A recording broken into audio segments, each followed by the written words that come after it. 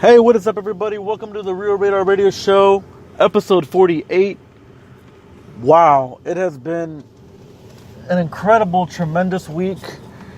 I've pretty much put everything on a hold that I've had going on, aside from doing the episode, this week's podcast. And I came across a few interesting things before I decided to start doing this week's episode. Originally, I was going to record an episode last week, and as many of you know, I delayed that since like Wednesday last week. So, and I was thinking to myself, why am I going to do an episode before Super Bowl? And I'll just let that accumulate and kind of let that, keep going as the week goes by, because the week of Super Bowl, and the day of Super Bowl, the day of Super Bowl is literally one of the most integral parts for the movie industry. Commercials, ads, sneak peek trailers, and everything else in between. Now, the best part about Super Bowl, or whether your team made it, whether your team's representing in the NFL, whether you're playing, your team's playing, whether you're there to watch the actual game, whether you're there to watch the commercials. This year was a little bit different for me. Last year, my Atlanta Falcons went to the Super Bowl, and my Atlanta Falcons lost the Super Bowl. No shame in that. I understand what happened. I understand the whole 28-3 jokes. I understand all that. I do. Very proud of my team for making it that far, for actually being a part of the big game. It was a great deal for me, and I'm still proud of them. Still proud of this season also. But for me this year, it was much more different for me this year around. This year, I got to actually see, I actually got to sit down and pay attention to the commercials this year, because it meant so much more to me on a different level. Now, a lot of people will, point out the obvious. Hey, you know what? There's quite a few commercials in here that, it's Super Bowl spots that, should be touched upon. And yeah, I'll get to that. The ones that, stood out the most that were pretty hilarious were the Tide commercials with David Harbour from Stranger Things. Those commercials were just absolutely hilarious, man. I got a kick out of those. The other one that with Peter Dinklage and Morgan Freeman, those commercials by themselves, them two alone, is just hilarious. And then you include Busta Rhymes and Missy Elliott, and you're in for a hell of a time, man. If you guys haven't had a chance to go check out those Super Bowl commercials, well, I'm pretty sure you have. If you haven't, they're made available on YouTube. I'll leave links in the description below of this video on YouTube, and I'll go ahead and leave links and forward links on Instagram and Twitter if you guys get a chance to go check that out. Aside from those, the product placements and the consumer, commercials and everything that we saw, Super Bowl was pretty much, excuse me, a huge celebration of commercials and TVs and movie spots and trailers, which was by far amazing. We had one big surprise, which I was really counting on, because it was due. It was long overdue. So this surprise came out of nowhere. I was expecting it though, but given the time that we haven't had any information regarding this project, made it that much more fun. Made it that much more special. We had our Jurassic World Fallen Kingdom TV spot, which played up into more of an integral spot, whereas apart from different things that were a part of the Super Bowl. So the Jurassic World trailer itself was met beyond expectations. Changed the way that we saw how the sequel was going to be brought forward, how we were going to get past Jurassic World, how things were going to shape up after that. We had a Jeff Goldblum Jeep commercial also that was a part of the Super Bowl, which was hilarious, by the way. It was just funny. So I don't know how you would perceive moving forward with Jurassic World 2. And a lot of mixed reviews, a lot of mixed emotions toward this new sequel, but nonetheless, it looks pretty good. It looks very well, intact for, a big blockbuster, hit this summer.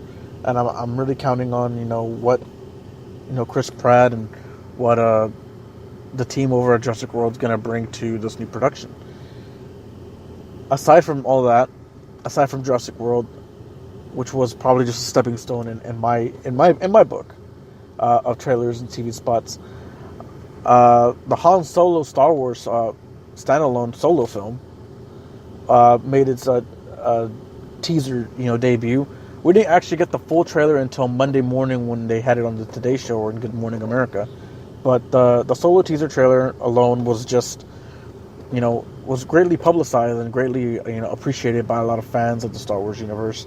And, me seeing this trailer for the first time, just the teaser trailer, got me hyped and got me very excited for, the actual trailer that was, that debuted yesterday on Monday. So I can really, sit back and say, this trailer was, by far one of the best ones, that was debuted at the Super Bowl. Now, I'm not going to sit here and say that there was a bunch of other things that didn't, happen at the Super Bowl, but like I said, before I get into these different major, Super Bowl spots that I saw, I wanted to clarify and let it be known that these different spots that I saw, especially, Avengers, Infinity War, and I really don't want to reveal it right now, but okay, before I jump into the last part of this, Super Bowl rant, before I jump into there being any more of a mention of what I saw, I want to point out the obvious right now and say that Avengers Infinity War was by far one of the best ones I've seen in the most recent years. And the new look at the Avengers Infinity War is now here. So I guess what everybody at Marvel, has been building over the past two Avengers films, for a little over a decade now, has, finally accumulated to this. So, myself, I'm sure as everybody else understood that why the studio would trust, Marvel to why the Marvel studio would trust Kevin Feige and everybody's decision to roll out a Super Bowl spot way before Black Panther's release in February. Well, this month. We're about 2 weeks away from the premiere of Black Panther. I guess it's safe to say that there's good implications that happen in Black Panther that would leak over into Avengers Infinity War. Now, that could change with different things that are happening, shaping up with Infinity War. Maybe that could, give us some more details and insights of what we can expect later down the road come time for Infinity War. But aside from all that, aside from knowing that they're done, filming, Infinity War, they're done filming Avengers 4 also. That leaves a lot of worry and things that are going to say what's going to happen, down the road with Marvel, with the franchise, with everything else. Excuse me. And, what we can expect, in the coming months, that's related to, Marvel and Black Panther and everything that, the MCU has been building for the past 10 years. So check it out. Marvel coordinating with the Super Bowl, cashing in on the whole Super Bowl hype and the TV spots and everything. They actually formed a short TV spot, which, was by far pointed out the obvious of what, many things that we saw in the trailer are pretty obvious. So in the Super Bowl spot, there was one shot where it shows Captain America and Black Widow walking down a corridor flanked by limping Vision and Scarlet Witch.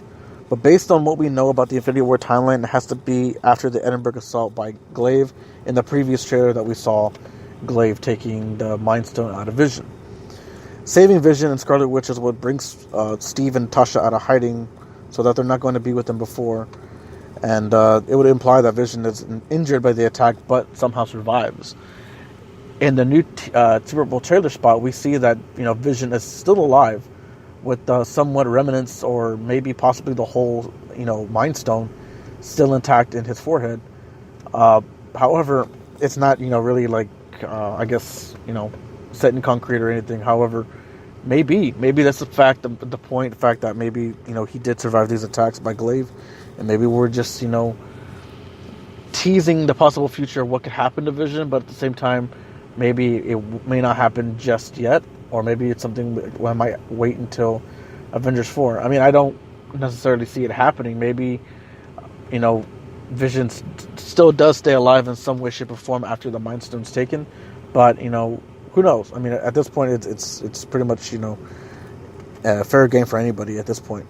But it's kind of hard to tell if the stone in his forehead is still or not, but, is there's enough of a glint to suggest it is still there.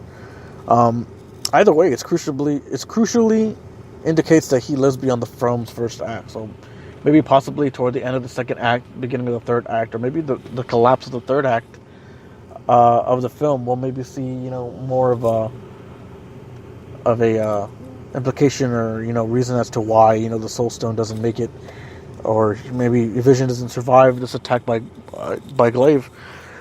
Excuse me. But, another thing that I wanted to, reveal that was that, aside from, us seeing that Vision survives the attack from Glaive, was that, this trailer still packs a whole bunch of interesting details and plenty of reasons to keep fans excited. Especially, with the upcoming months, there's not really a narrative, trailer or a storyline of what's happening, but a lot of people are getting a good idea with the subtle hints and the, the one-shots and these different types of, details that are being leaked from Marvel because, as you know, Marvel's keeping everything very tight-lipped, very concealed on details and stuff. Apparently, there was a few fake scenes that were added to the shooting schedule because they wanted to throw people off with other things that were happening in the trailer. But then again, like I said before in previous episodes of this podcast, do not trust Marvel with what you see on the internet. Things change, scenes change, everything goes to shit. We didn't know Thor was gonna lose an eye, and excuse me, in Thor Ragnarok. The trailer didn't even tell us. The trailer showed, Thor standing there, both eyes, as he's, ready to do battle in the final shot of the trailer. Fast forward to the release of Thor Ragnarok, we see something different. We see him, implicated of the fact that he did lose an eye, and he's, in the battle with Hela, and he's, moving forward with that. And even when they had, the release of the trailers leaked online, Facebook and on YouTube, everywhere that we saw the trailers leaked for Infinity War, from D23 and from Comic-Con this past year, we saw, shots of Thor with both eyes, shots of Thor, scenes with Thor, in the movie with, the eye patch on, after the release of Thor Ragnarok. So, it was subtle, and it was very keen and secretive of Marvel to do something like that, to work around the whole, let's not give away plot details and spoilers while we're ahead. We're Marvel, damn it. We can do anything we want. At this point, it's different. But this new look was much shorter than many fans expected. This is a 31-second TV spot for Avengers: Infinity War. Like I said, it still packs a lot of details. It gives a lot of people a lot of reasons to stay hyped for the film. And just like the first trailer, this look continues to show the pairings that will be in the film, like Iron Man, Doctor Strange, and Thor, and the Guardians of the Galaxy. And it kind of makes sense, So one of the more interesting reveals in this trailer was that of Tony Stark's new suit and his technology that was used.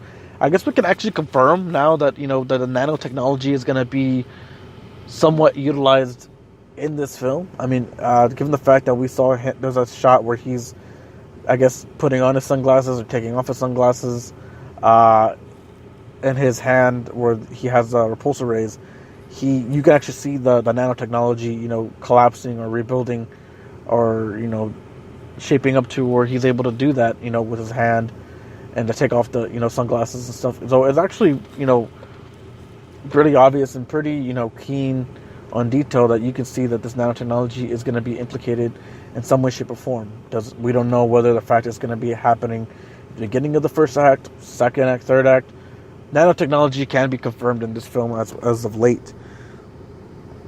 So it appears to work just like Black Panther's new nanosuit and form around Tony's body, but at the latest work of T'Challa's younger sister Shuri, and show that Tony and T'Challa are still on good terms after Captain America Civil War. But this footage also shows Spidey journeying into space and having trouble breathing, or even believing what is happening, because in this one shot in the new Super Bowl trailer, we see Spider-Man on top of the circular arc that appeared in New York. However, in space, but he's not in the Iron Spider suit yet. He's still in his Spider-Man Homecoming spider suit. So that's a little bit different, whether this ring is going to space or whether, there's somehow any way, shape, or form that this is happening on Earth or in space. Either way, we're going to see Spider-Man in space, obviously. Team Cap is largely assembled in Wakanda, like we saw in the first trailer, with Hulk and Scarlet Witch, Black Panther. Sorry, audio cut out for a minute.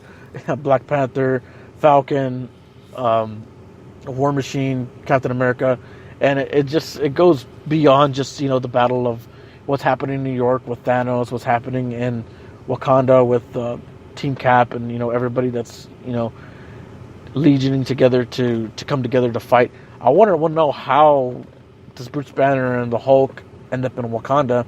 One, in the trailer, he's also Bruce Banner shown in New York with Tony. I want to know how that's going to happen, or how that's going to shape up to be, or how any of that's going to come to fruition. But the question now becomes, when will Marvel release an official second trailer? And it may not be too long. I mean, we still got Black Panther coming out in theaters this month. We also have confirmation that Deadpool 2 will be showing the trailer before Black Panther, so that's going to be something interesting to look out for. And I'm pretty sure Marvel surely wants to keep the latest trailer for the upcoming film attached. So maybe we'll get a longer, trailer come time for Black Panther. Maybe this is just a 30-second trailer that we just need to tide us over for the next 2 weeks until we get to this new part of where we need to be.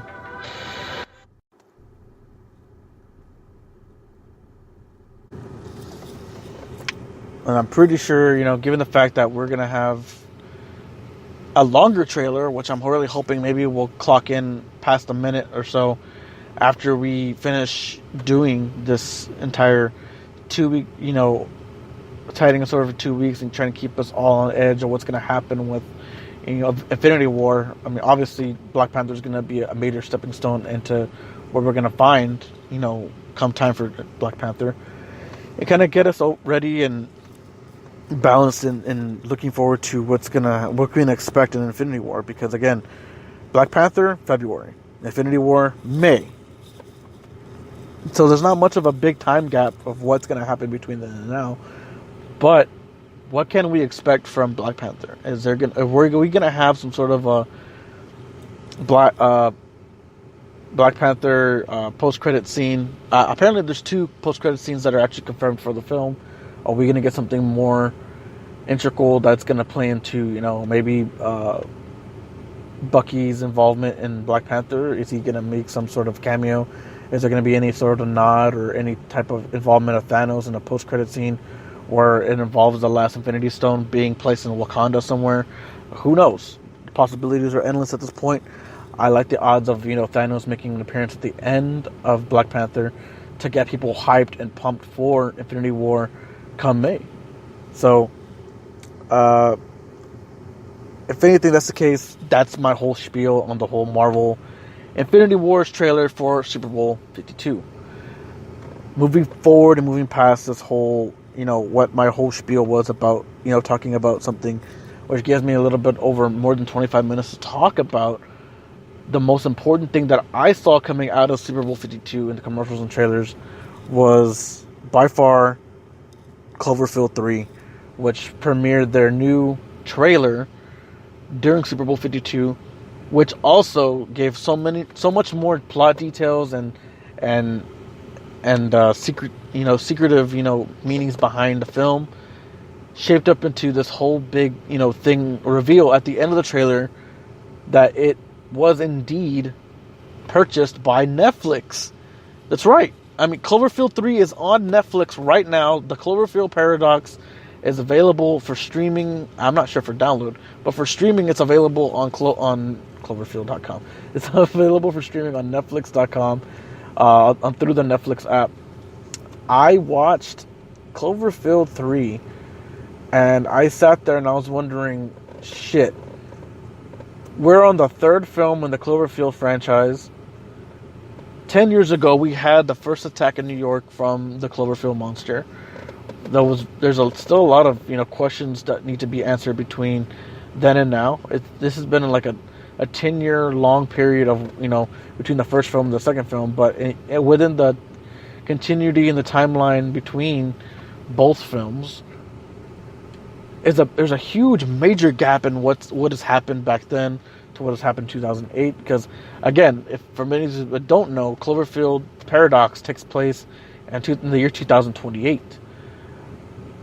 a mere 20 years after the first attack in New York, in the film's universe.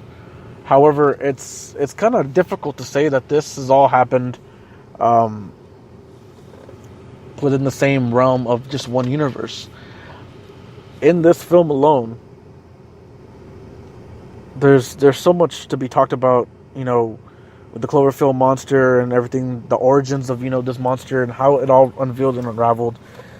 So again, like I said, 10 years after the release of the first Cloverfield, the origins of the massive and nigh indestructible monster have finally been explained, and it's a creature from another dimension, obviously. Who would have thought that this creature was sleeping at the bottom of the ocean to be woken up by the oil rig drilling that was made in the viral marketing campaigns, of the first film. And, I mean, how awesome is that J.J. Abrams and the team over at Bad Robot went through this extensive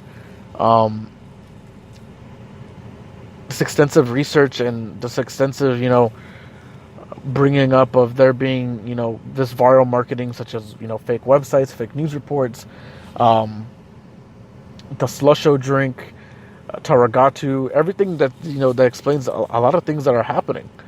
There's a lot of subtle nods and Easter eggs that I'll get to in a little bit.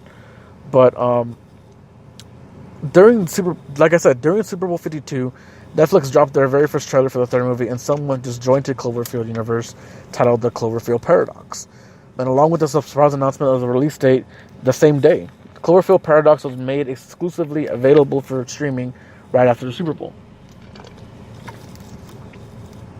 And fans of the franchise quickly scrambled after to watch it. I mean, I believe that the first, within the first 24 hours, the Cloverfield Paradox had nearly like 1 million streams on Netflix. Now, for Paramount to actually go out of their way to sell Netflix the rights to the Cloverfield Paradox, does that mean that we're going to have a Cloverfield film released on Netflix exclusively now, within the coming years?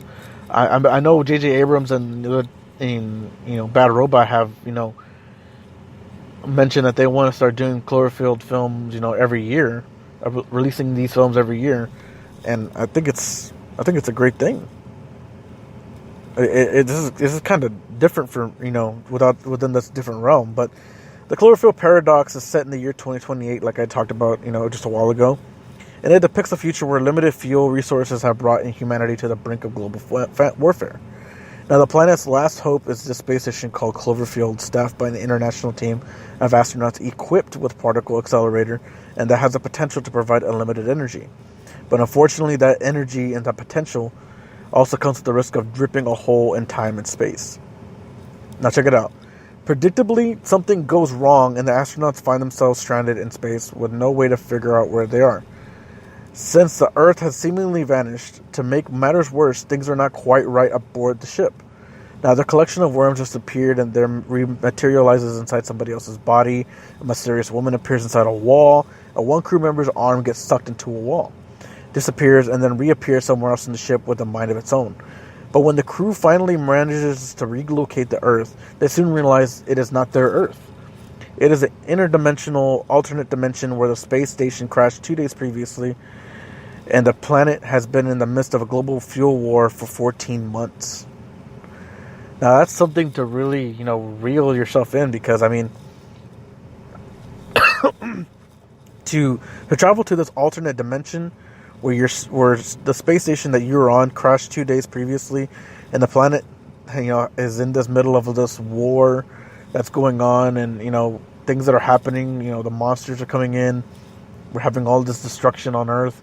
It's different. We don't really get any implication on what else is going on Earth outside one character's perspective on Earth.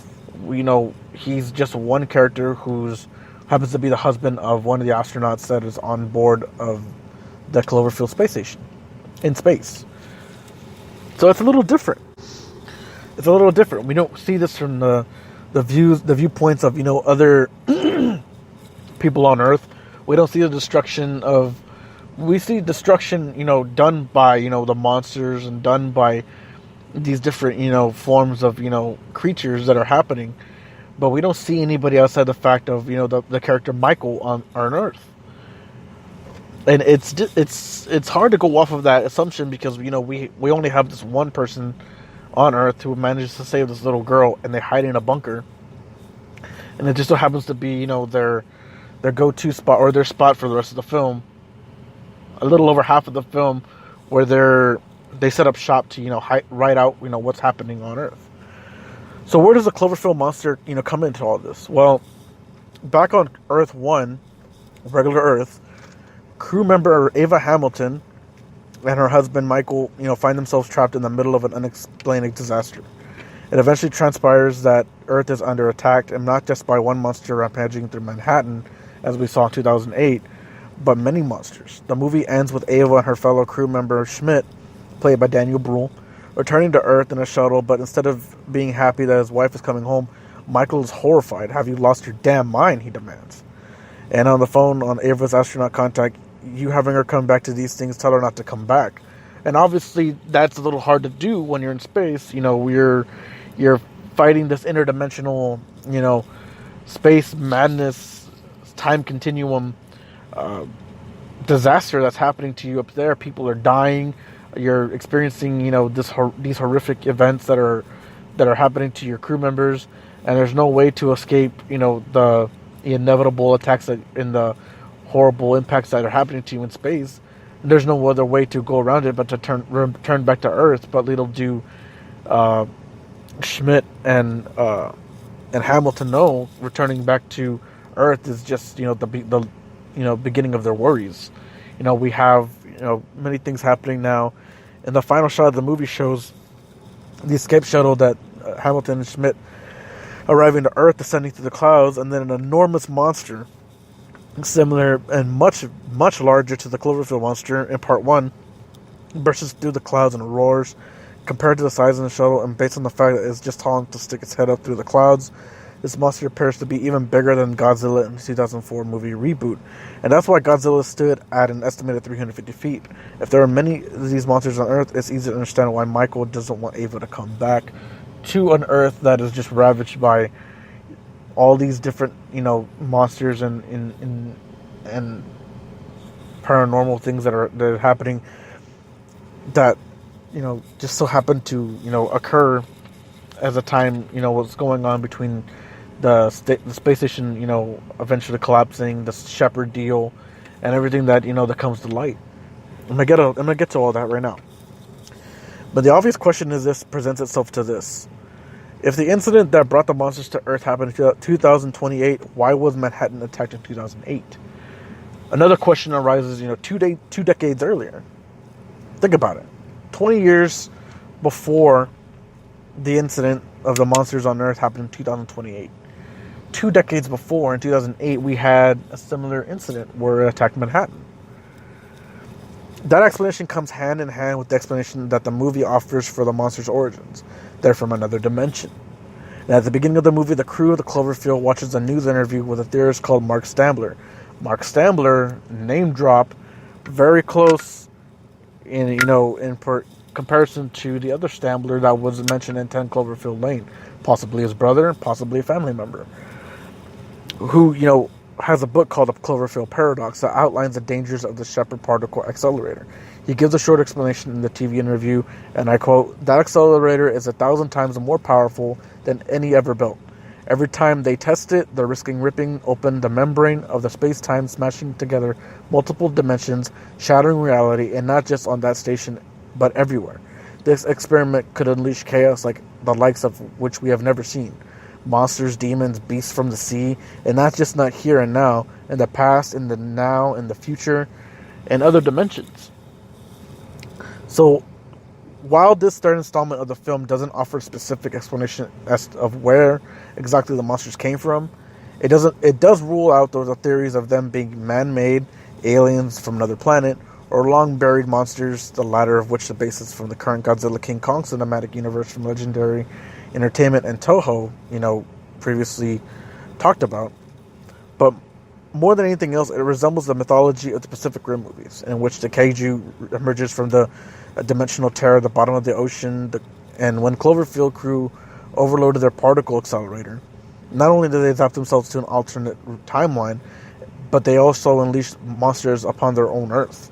They created ripples in times that caused a 2008 attack on Manhattan. Apparently, this just happened.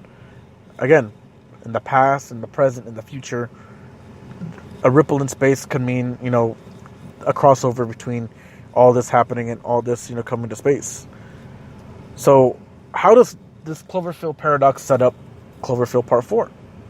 Now, a lot of you who haven't really, paid attention or, really kept up to date with the Cloverfield, step in step, but one thing I wanted to point out is that J.J. Abrams and Bad Robot have already filmed Cloverfield 4. The Cloverfield paradox wraps up the trilogy that began in 2008. But it also sets up the future Cloverfield stories, which can expand over series-defining revelations. And just like Black Mirror, the fourth film in the franchise, currently codenamed Overlord, is already finished and scheduled.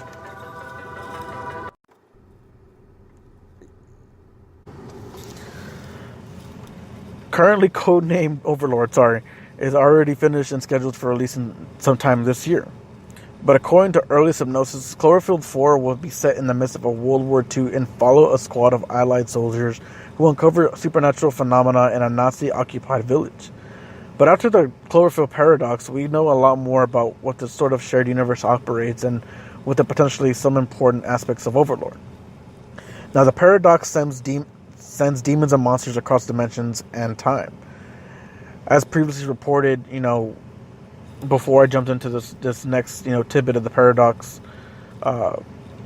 continuum of the Cloverfield universe, the particle accelerator incident depicted in Part 3 is a central catalyst which creates the events of all previous Cloverfield movies.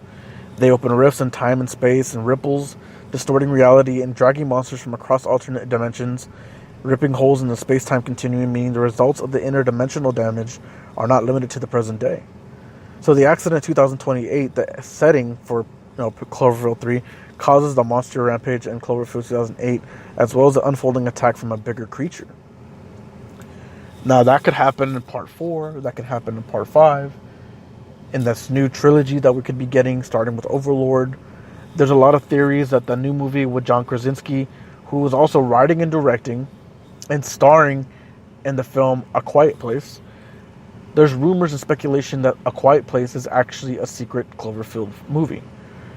With, this family who's living in a remote, area of urban setting, must find themselves, having to stay really quiet and not make any noise, or they will, somehow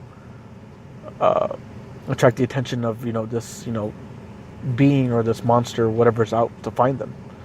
If you really think about it, the rumors, of this happening and this actually being somewhat true is actually quite believable. John Krasinski has a long-standing relationship with J.J. Abrams.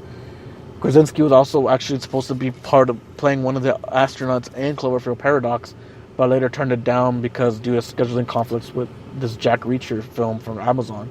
But if you really look at, the scheduling conflict with, Jack Reacher and Cloverfield shot 9 months before Jack Reacher did.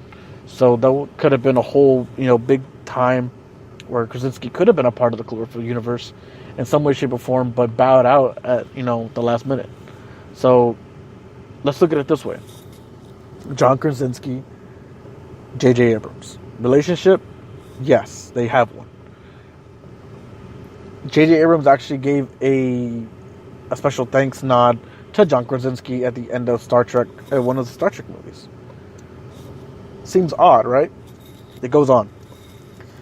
There's all these different types of nods to the Cloverfield paradox, to Bad Robot, to everything that's going on, from 10 Cloverfield Lane to Cloverfield to the Cloverfield paradox, things that are happening now, and everything that we see that's happening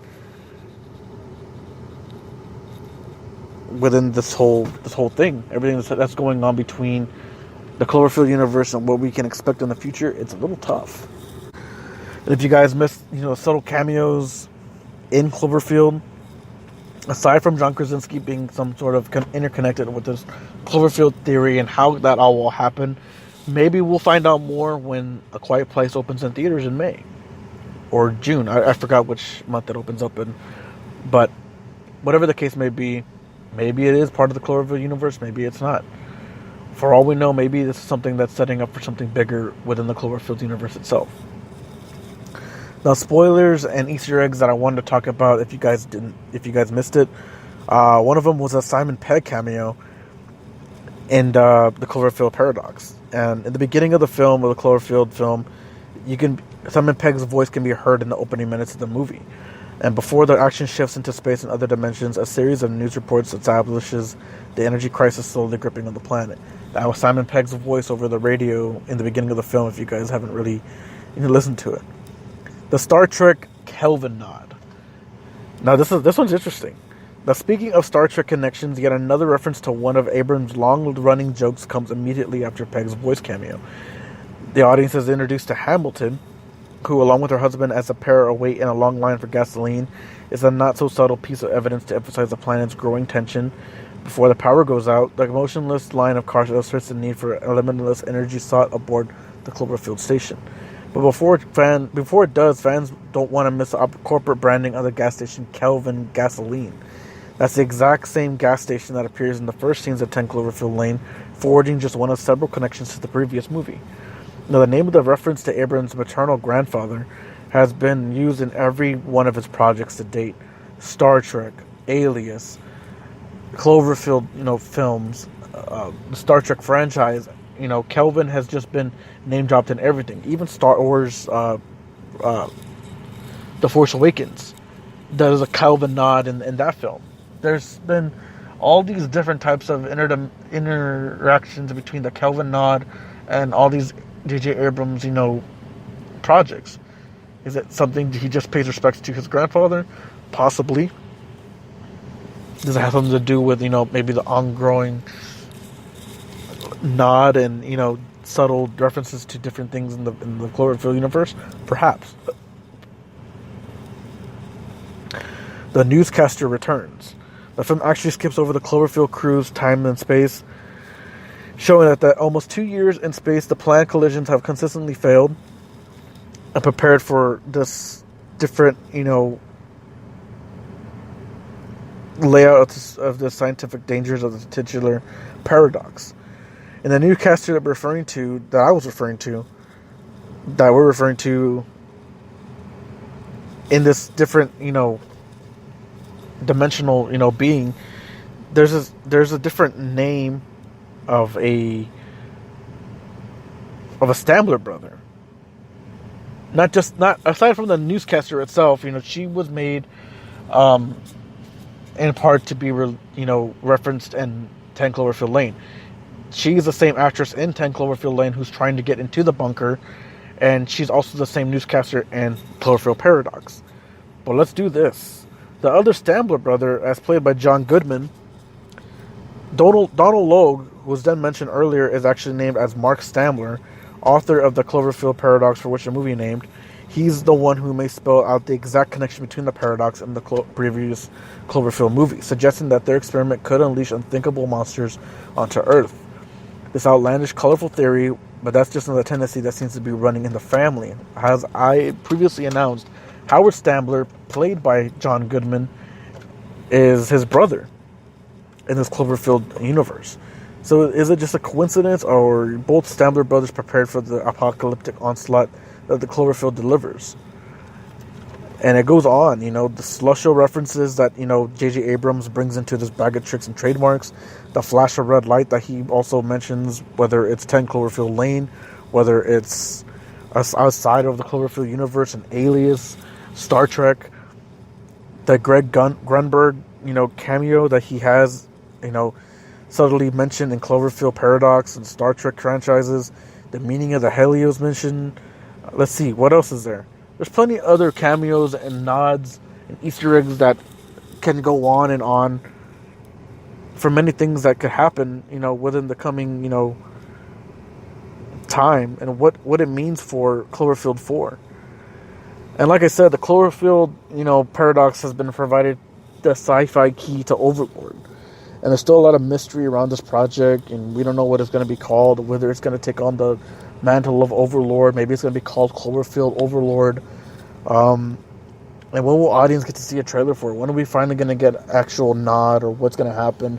Or we have to actually wait till October to get a trailer and possibly some sort of, upbringing, or this revelation, or this subtle, surprise. Here it is, they just did with Paradox. A late 2018 date is set for this film, and that's all that could probably droppingly shock on Netflix the day of a same trailer release. Who knows? Netflix has talked about releasing things on a grander scale, as a surprise to many different audiences across Netflix's streaming platform. And it's different now because Paramount sold their rights to Cloverfield to Netflix. And I'm honestly convinced that we'll be getting a Cloverfield universe in the Netflix realm as of now. Anything's possible. Anything's possible with, these Cloverfield films. Anything's possible with, Netflix. Anything's possible with J.J. Abrams. Obviously. I mean, the man is a genius who obviously surprised us all, shocked us all from getting to where we need to be in this different type of approach that we're seeing, whether it's the Cloverfield universe, whether it's this whole interdimensional being of what we can expect with I don't know, Slusho, what we can expect with Taraguto, what we can expect with this paradox, this time and space continuum, ripples and effects, and what it means for the future of, I guess you could say the Cloverfield universe, what it means for different things that are happening across the universe. It's exciting. But I want to take the time and opportunity to thank you guys for listening to episode 48 of the Real Rare Radio Show.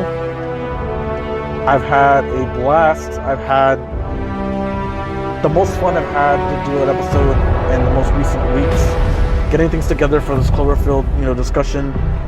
There's so much more to talk about. I can go on. 45 minutes is all I got with you guys, and I'll take what I get. I'll dig more into this Cloverfield theories and these explanations in episode 49, and we'll talk more. We'll talk more about this. I'll bring in some more insight and some articles that I didn't get to mention here. Special thanks to everybody who has subscribed to me on YouTube, Facebook, Twitter, Snapchat. Follow me on all those platforms. I appreciate everybody's support. Thank you guys so much. I am a creator, and I need you. We are all creators. We all need you. Thank you guys so much for listening. I'll see you guys in episode 49.